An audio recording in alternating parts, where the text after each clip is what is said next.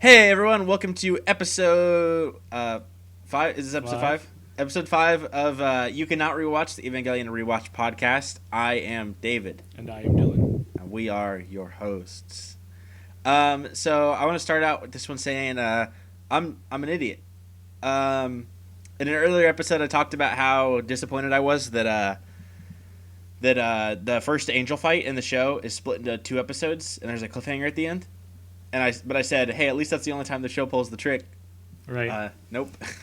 That was my immediate thought after this episode. I was like, damn, I do not remember there being this many cliffhangers in this show. I did not remember that this was a 2-parter. I thought that all of this happened in one episode. Yeah. I thought that episode 6 was Jet Alone or Jet Alive. I always forget which one. You told me that, and I was like, man, they're sure doing a lot of stuff before this fight. Like, this will be the shortest fight ever. Yeah, I wasn't paying attention to the time, and then the angel shows up, and I look at the time, and there's a minute left. And I'm like, uh-oh. So we have a little bit less to talk about than I thought. Yeah, we'll try to. I don't know. What do you think of this episode? This is the one where, first of all, I started off this episode thinking I was on the wrong episode the entire time. Oh, really? So I was really iffy. I actually really like this episode a lot more than I remember I did. Oh, really? Because I feel like there's not a lot of action in this, but man, there's a lot of on a more of a character development, emotional level going on in this episode. Yeah, definitely. This sets up a lot of stuff. Yes, not just for the next episode, although it does for that for sure, but just for a lot of characters. This is the first time you get to see any emotion from pretty much Rei and Gendo. This is the first time you get to see any boobs from Rei. That's true. I forgot about that. I actually have that written down. I have Shinji Salt and Rei's boobs. Yeah, I think the relationship we see between Gendo and Rei is really interesting in this episode. It is. It's kind of the most emotion we see out of those characters the whole show. Right. And I kind of wrote down too in a kind of way. It's it brings up a lot of relationship problems but not just between those two, but also with Shinji, and is Rei and Gendo's relationship kind of in a romantic kind of way? Is it in a father-daughter way? And is Shinji jealous because he's treating her more like a kid, or is Shinji jealous because he also has feelings for Rei and he's jealous of his father that way? So it kind of brings up a bunch of different levels of Shinji kind of being jealous of his father kind of in more ways than one. Yeah. You're starting to resent him even more. Yeah, I do think Shinji has feelings for Rei for sure. Yeah. I mean, he's 14. When you're 14, you pretty much have feelings for any girl. It's damn straight. Especially when there's only 1 year age in the city you live in. Yeah. But yeah, I mean, Shinji, we start to see in this episode, but I mean, this will be explored a lot more later. He just doesn't know how to express that kind of a thing. No. He doesn't understand those feelings. He doesn't have any idea what is going through his head. He just knows that it is going through his head. Well, yeah, he gave the show too because every time someone teases him about it, he gets really embarrassed and offended by it. Yeah, and he kind of, I don't know if he's maybe not thinking it's sexual or if he's just trying to play it off for others. Right. But I do think even if he's not aware of it, there is definitely a sexual undertone to his desire to learn more about Rei. Right. I mean, he definitely releases all that sexual tension at the beginning of End of Eva. I've got a funny story when we get to that later, but I'll save that. I want to save that for. It'll be a while, but I'll save it until then. We see the Unit 0 test failure. Right. Which I think is this the first time we've seen Unit 0? I think it is. Yeah, I think so because that was my thought too. I think it's the first time we've actually seen. Yeah, that's kind of interesting, and we see kind of. I mean, obviously, Unit 1 went berserk in the angel fight with the third angel, but we see kind of a different berserk mode happen here. I mean, it tries to straight up kill Gendo. Mm-hmm. Or does it?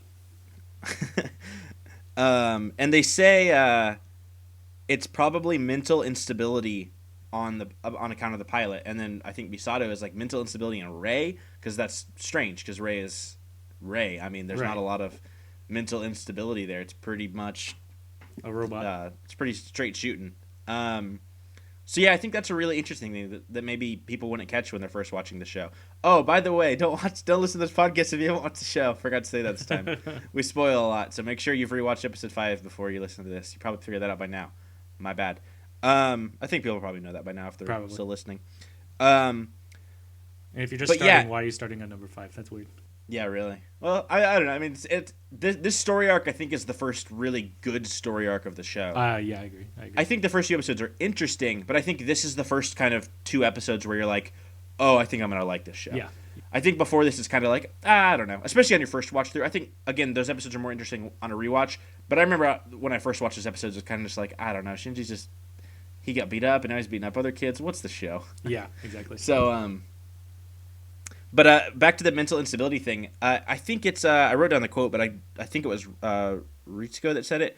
But she just says she could have, and she kind of trails off. There's a little Yeah. ellipses there. Um, Now we're gonna get into some later spoiler stuff here for the show. I don't think this is ever confirmed to the show. I don't know if I read this or if I just thought of this on my own. But we know that the Evangelions all have like a soul, a living person's soul, Right. like inside of them. And Unit Zero is Ritsuko's mom, right? You know, Zero? Yeah. Yeah, that's what I took it as. So that's what I thought she meant by that statement. So that's why it would be trying to kill Gendo, I think, because Well, I thought maybe I read this theory somewhere too, that it wasn't actually trying to kill Gendo, it was trying to kill her, because she knew that she trying was to kill also, Rei. No, trying to kill Ritsuko, because Ritsuko. she knew she was also sleeping with Gendo, and that's why That Gendo could ended be with her. Yeah, I think I have heard that too. I mean, it could be trying to do both. Yeah, Because we do know that she wasn't happy with Gendo because that's why she killed Rei 1. yeah, Was because she found out that Gendo was talking about her behind her back and calling her old hag and all that. But yeah, I'm trying to remember. Is there a point in the show where they do say that it is her in Unit Zero? I'm pretty sure they really heavily hint at it. Yeah, but I don't think they say it for sure. I think that's something you kind of have to. Yeah, put that might be together. it. Because if they do mention it, it might be in the episode when the angel attacks the computer system. Might be when they actually.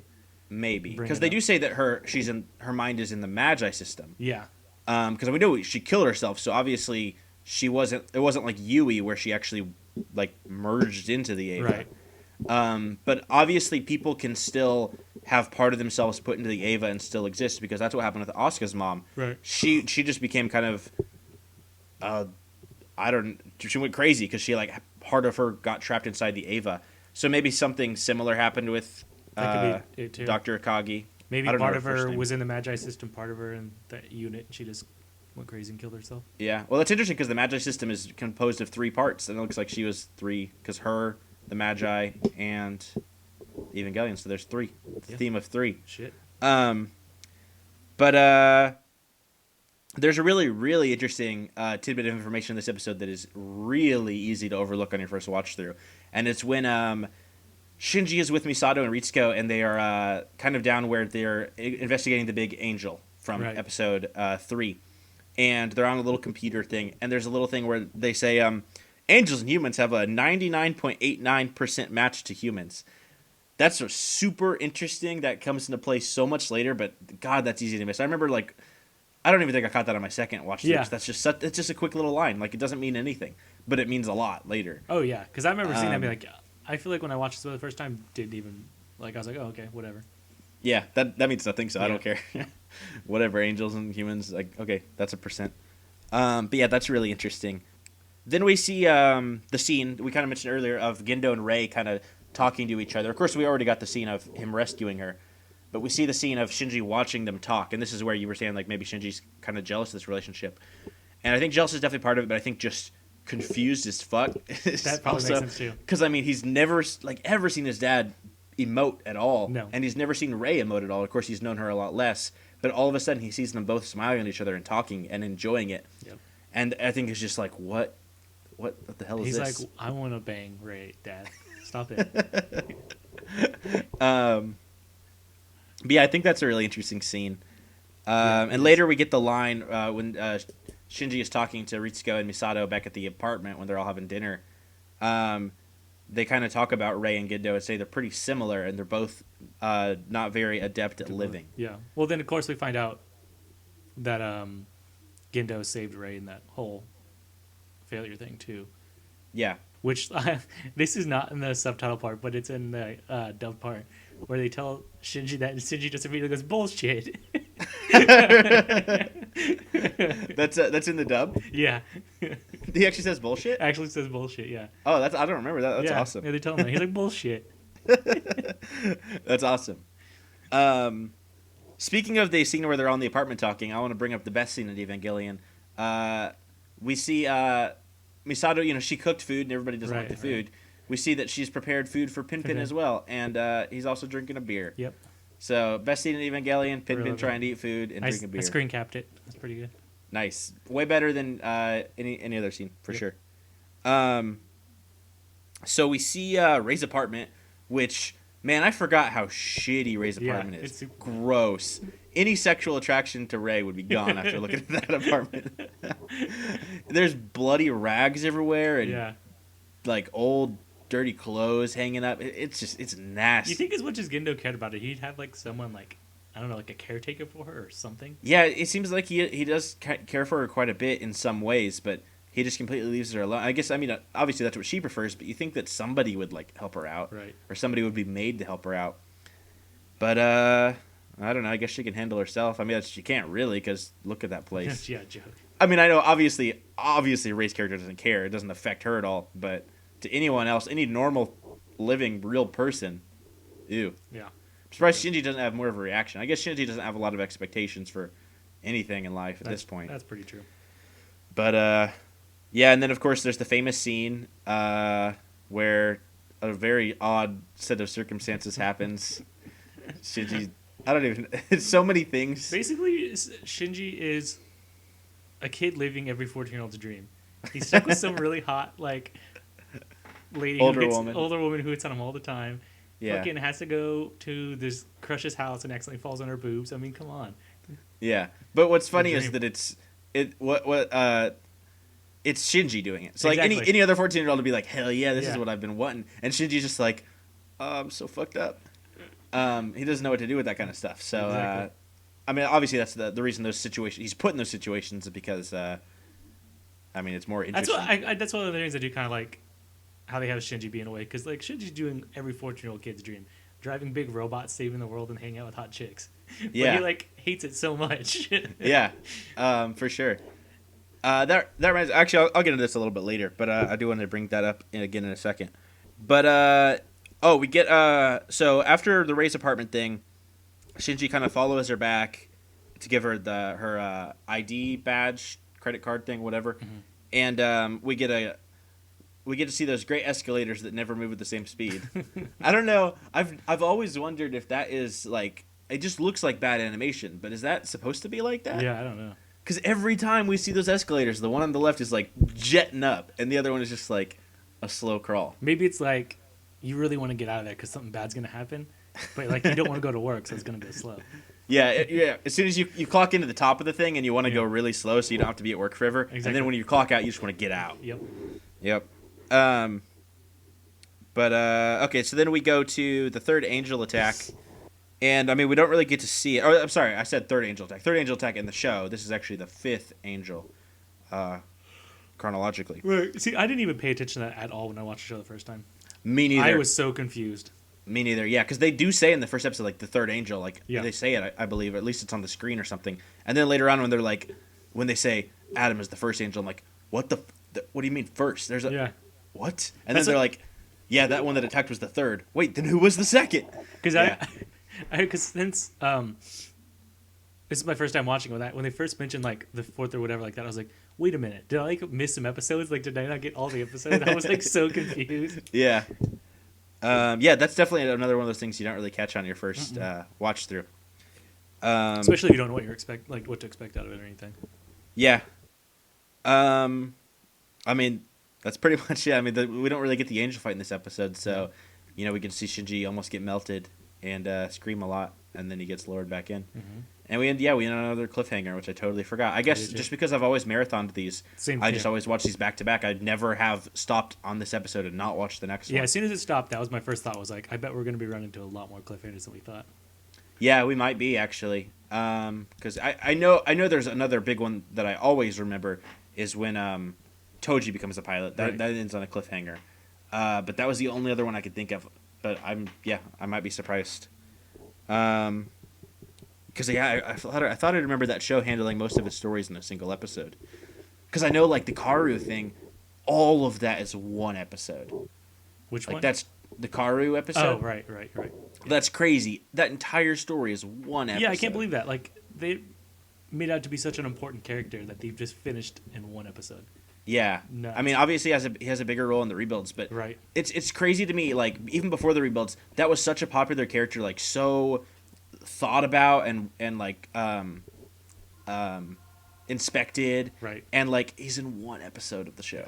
That's it, and not even in the entire episode. No, yeah, it's crazy. Yeah, so that's really interesting. But we're getting a little ahead of ourselves with that episode. Yeah, we'll talk about that. I don't really know what else to say about this one. What else? Countdown to Asuka. Countdown to Asuka continues. So I thought that was episode 7, but I guess it's going to be episode 8 now. Oh, is it? Because this Right. is a 2-parter. Yeah, that's why I was confused if this was the right episode or not, because my idea of what episode is what is like way off base. I don't know when anything happens. Because I've only seen it once, so. Right. I was, especially with the early parts, because I get those confused with what happens in the rebuilds all the time. Yeah, especially since you had never rewatched the show, I'm sure that'd be easy to do. Mm-hmm. It's a little easier for me because I watched the show I think 3 or 4 times before I ever watched the rebuilds. And I've definitely So seen the rebuilds more than I've seen the show, so. Yeah, so it's easier for me to make that distinction. But yeah, I could see how you would have that problem. Although the rebuild and this both have that Ray boob scene, so. You do. It was so good, he didn't want to take it away. Yeah, well, he had to animate it in top quality with the Exactly. rebuilds. Yeah, I don't know. I really liked this episode, but there's really not a ton to say about it. Just because it is kind of the first of a 2-parter, so there's probably more we'll have to say next week. Right. Yeah, I mean, a lot happens, but not a lot to talk about forever about, really. Yeah, and again, this is another one of those ones where we do start to set up a lot, but we don't really see the payoffs for a lot of the setting up until later, Yeah. so it's not really worth talking too much about the Right. setups when we're going to get more into how all that stuff pays off later. But there's a few other things. This might be a little bit of a shorter one, but there's a few other things I want to talk about other than just this episode. Okay. We got a few comments from somebody named Taver who listens to our podcast. Don't know if that's a boy or a girl. Shouts out Taver. Tight. Thanks for watching our stuff. I appreciate your feedback on the stuff. They have some. They commented on. Last week we asked if you don't like the rebuilds, why? Like what about that do you not like? Because to me the only reason I've ever seen is, oh, they're not the show, and I know they're not the show. They're not supposed to be. So I was really wondering, like, if somebody didn't like them, what reason you would possibly have. And Taver said, even though it's different, hang on, I like jotted this down. I'm definitely gonna misquote you, Taver. So I'm sorry. I made like tiny little notes about this. I don't have your full comment pulled up, but just kind of basically that it doesn't spend a lot of time getting to know the characters. You could assume that the backstories of all these characters are the same as the show, but they could be drastically different. Some of the characters like Asuka seem very different. And so you don't really get a sense for these characters at all. You're just kind of jumped right in, and there's not really time to stop. Like, we don't really find out anything about Asuka in 2, and especially not in 3. So you could just assume, oh, I know all this stuff about her because I watch it in the show. But since this isn't the show, you can't assume those things. So you might be wondering more about motivations and stuff. It's not as clear. So I understand that. You might not be as connected to the characters that's a really because good of point. that. Yeah, I thought that was a really good point. And then also, and I do agree with this one, it's definitely not as like thematically heavy, at least yet. Maybe once 4 comes out and we can look at it as a whole sit, it will be. But I know that there's episodes of Evangelion that you'll finish that you're just like, there's just so many themes and symbolism that you're like constantly going over in your head. I mean, especially like something like End of Evangelion. Right. After that, you're just like, what the fuck was that? Yeah. I got to figure this out. This is going to take a while to process. And the movies are more fun and entertaining, I guess. I mean, 3's not fun per se, but they're more like quick little stories rather than big drawn out mysteries. So I could see if you really liked all the big themes in Evangelion, you aren't really getting that in the rebuilds, at least not yet. Yep. I do think after 4.0 comes out and we can look at the series as a whole, I think there'll be a lot more to go back and look Hopefully, at. at The same least. way like we're doing this rewatch of the show, and there's more to find out upon rewatching it. I think once we see the full set, it'll be more interesting. Yeah, totally. And I have some friends who have never seen the show but have watched the rebuilds, and it's like a totally different experience for them than it is like for me watching it. Because they just like watching all the cool action scenes and stuff like that. Like they don't really care too much about the characters or anything like that. So Yeah, well, that's what Taylor said too. Is like the rebuilds are fun to watch, if nothing else. They're just fun to watch, and I definitely agree with that. That's I think why I'm okay with them. they may not be as good or as deep and rich as the show, Right. but I already got that. I can rewatch the show. I am rewatching the show, and I love it. I'm totally fine with let's just do something different. Yeah, it's kind of like just If- it's like a bonus kind of thing with it. yeah, exactly. We already got the whole show. It's completed. This doesn't really need to interfere with that or affect it. I can look at them separately. And so to me, this is just, it's interesting, but it's mostly just a big fun, really well animated, Yeah. really well made version of a show I like. I can't wait to see 4 because he gets better with the animation like each one. So 4 Yeah, is I'm gonna be wondering. awesome. Yeah, 4 is gonna be crazy unless it just like does like 25 and 26 and it's like hand drawn stuff. I wouldn't even be mad about it. Wouldn't even be mad. Whatever. Let's go nuts. But yeah, and then we kind of already said this, but Tay Ross said like there's a lot more focus on those battles instead of the characters. Yeah, So yeah, there totally yeah, is. that's true. If That's a good if you really like character driven shows, the movies aren't that as much. They are more driven by plot and battling and big action sequences. There is definitely less character stuff. So I thought those were really good reasons. That's definitely a lot better reason than it's not the exact same as the show. But that made me think like maybe that's what people mean when they say that. They just don't articulate it as well. But yeah, Taver also pointed out, because apparently they have a better memory than we do, Kinsuke totally talks about having a dad. Oh, really? Yeah, in a later episode, in the one where Toji becomes a pilot, there's a scene where Kinsuke's talking to Shinji about how he hopes it's going to be him that's picked, and he's like, my dad works at Nerve or something. He said that we know all this stuff about the Evangelions. I hope they pick me. I totally forgot about that I scene. didn't even remember that. Yeah, Yeah. good catch. So yeah, my bad. I feel like. But he does say he doesn't have a mom, though, right? Yes, he doesn't have a mom. Okay. He says that in the last episode. thought so. I mean, I assume he did at one point. Yeah, I guess we don't know what happened to her. And I didn't actually fact check this. Taver left this comment as well, so we'll take it on faith. But they said that after, because we get this Rei story arc here, and apparently Hideki Anno did not know what was going to happen with Rei after this. Like, that character is kind of up in the air, which is why this is kind of more of a, I guess, experimental thing with Rei. We learn a lot more about her character, but I don't know. So that was this episode is. This and the next one, yeah. Oh, This okay. whole story, because this is kind of a big story arc about Rei. Mm-hmm. Because I mean, right at the beginning of this episode, we see Gendo rescuing her out of the thing, and of course, in the next episode, we'll see Shinji doing the same. Right. So there's kind of like a whole arc there with Rei, kind of, and Shinji and Gendo all kind of connecting in their own way. But yeah, apparently Anno didn't know what was going to happen with Rei after that, so that's kind of interesting. Oh, that's cool. Especially because of where we see Rei end up. Because Yeah. I don't know, but I always wonder how the production of Evangelion went, because I've read that they wrote the whole show before they started working on it, which I guess for a shorter show is probably pretty common. I know usually in a show that's going to be multiple seasons, that's really rare. Usually you write like a few episodes or maybe just the pilot, and then you work on the rest later, especially in American television. But I guess if you have like a 20-episode show, it would make sense to write the whole thing out. But then if I remember my facts correctly, it was like halfway through the show, Hideki Anno got hit with like another one of his big waves of depression, and was just like, yeah, you know what, screw everything we wrote. Let's go nuts. Let's get weird. And because he wanted something to kind of reflect where his mind was at, and that's why in the second half of the show we get a lot more like scenes in Shinji's head and like in Rei's head as well, and like just crazy, like, Asuka gets super depressed. She's like laying naked in a bathtub, and so apparently that's because Anno was going through a lot of that, and he kind of really poured it into his characters. And that's also why the second half of the show really takes the focus off of the story and puts it onto how the characters are affected by the story. Yeah, that's one thing I've always really liked about Anno is I feel like he writes his emotions and how he's feeling, and I think that's always a really cool thing because that's how you get stronger and better storytelling and writing is doing something like that. Definitely. And I think that's why his characters are so interesting and well fleshed out, is because they're all him. Like, his characters are all parts of himself.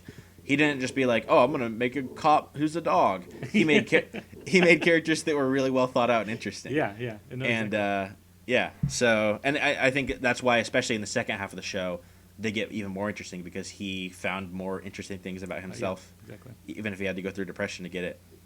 But so you think like when everybody's saying thank you at the end, he's saying thank you to himself? he's congratulating himself Yeah. for not only finishing the show, but Yeah. getting through his depression or whatever. Congratulations. Yeah, maybe. But it makes me wonder, because it seems like, because the show ultimately, and I don't want to get too much into how the show ends yet, but the show ultimately does end on a positive note, I would definitely say, even though it goes through a lot of non-positive waves first. But so I assume Ano came out of his depression and was doing okay, and that's why he put that into the show. Or maybe he just was still really depressed but didn't want to. Maybe he was like trying to encourage himself by putting the congratulations. Like maybe if I make my show end really happy, I'll feel happy too. No one's boosting my ego, so I'm gonna boost my own ego. Hey, you gotta do that sometimes. Yeah. If you have to do that through a show about robots, whatever. Might as well. I mean, how else are you gonna do it? Write in a diary? So you think he always had a thing for Asuka, and that's why he wrote in that one scene at the beginning of the end of Eva? Well, in a way, because Asuka and Shinji's characters are very similar. Yeah. We'll get more into that later. But so in a way, he is Asuka and Shinji. So he's masturbating to himself. I like it. Yeah. So yeah, that's interesting. And I guess he would kind of be Rey too. I imagine the more like quieter, like doesn't want to be around anybody's side. Man, so he's also grabbing his boobs. And he's just sitting up for a weird threesome with himself. Yeah. And yeah, I don't know. I always wonder. I don't know if you can read this anywhere, but just how much like of himself is in each characters, and like which characters maybe aren't him at all. Like, is Kaji part of him too? Is Ritsuko part of him too, or are those just based on other things? Is it really just the main pilots that are more inspired by his own personality, or is it every single character on the show? Because I mean, he isn't the only person that wrote the show. Right. Obviously, he created it, and he's credited with leading almost all of it. But there were other writers on the show. Yeah. So like, kind of curious, like who is him, who's not him, kind of thing. Yeah, that's a good question. Yeah. So I'm sure that's like, available somewhere. But if he- anybody knows, like a link to that, let us know. Yeah. Because like, is he Gendo, and like, is he jealous of himself wanting to bang the girl that he likes? Maybe he's got like a split personality thing, like a Fight Club thing. Like he's really cool and he's banging all these girls, but he's also really lame and he's just looking at himself banging all these girls. Yeah, exactly. He's like, I wish I was doing that. Spoilers for Fight Club, by the way, because that's definitely the plot of the movie. We'll put a Fight Club spoiler warning at the beginning of the podcast. Yeah, definitely. I probably should have said. Oh no, I guess we didn't really spoil anything about the rebuilds about what we talked about earlier. Not really, because we didn't say any of the plot stuff. So, and again, you might be listening to this having never seen the rebuilds yet if you're just rewatching the show. Because I wanted to rewatch the show multiple times before I watched the rebuilds. So if you're just like rewatching the show like second or third time or whatever, you might not have seen the rebuilds yet. So sorry if we do spoil stuff. I try not to. That's why I put a warning on the last one. But it is kind of hard to talk about the show and not bring up the rebuilds at all. So we try not to spoil anything too major without a warning. But stuff is going to slip out, so it's probably better to just watch them real quick before you keep going. Yeah.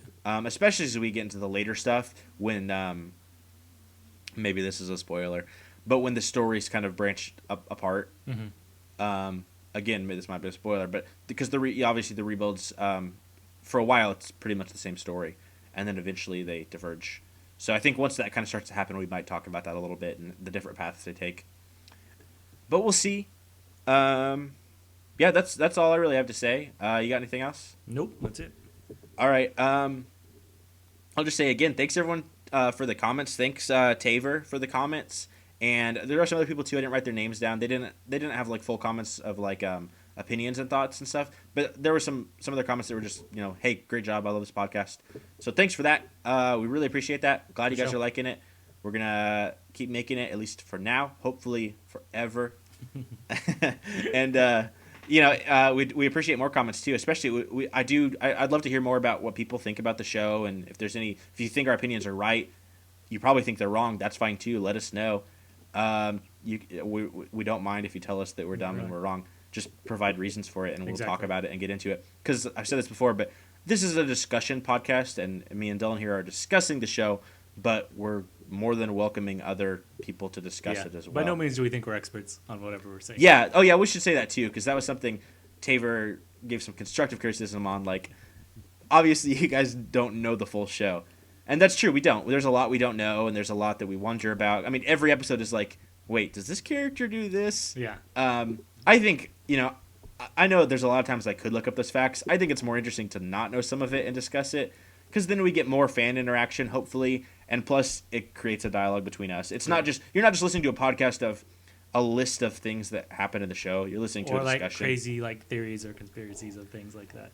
Yeah, I mean, it just wouldn't be that entertaining of a show if it's like, all right, and then we, of course, obviously, Rey does this because this is obviously Rey's character because in this episode, that wouldn't be as interesting. That'd be kind of weird. Yeah. So we try to keep it a little looser, a little more free. But yeah, we'd love to hear some more feedback. You can feel free to leave comments on our YouTube when we post this on the subreddit. If you want to message us on YouTube, if you're not on our YouTube, we are youtube.com/thewet rats, THEWETRATS. We make other videos too. We don't. This is kind of just a side project for our really stupid comedy videos we do. If you just want to listen to this podcast, you can ignore those. If you want to ignore them completely and stay off of our YouTube, that's fine too. You can subscribe to this on iTunes if you didn't know that already. Just look up the Wet Rats or Evangelion Rewatch podcast, and you can probably find it. But if you listen on iTunes, obviously there's no way to comment on there. Or I guess maybe you can leave reviews or something. I don't know. Yeah, I have no idea. But if you want to comment, it's probably easier to do it on YouTube. Or you can also message us or at us on Twitter. We are also twitter.com/ or whatever at the Wet Rats. So you can find us that way. Yeah, I guess that's pretty much it. Again, thanks so much for watching. Thanks for the feedback. We'd love to hear more. And next week, we're going to be watching and talking about episode 6, which is the second half of this story arc. So make sure you're caught up and watch the episode before listening, or at least are very familiar with that episode. And we will see you then. All right. Later, guys.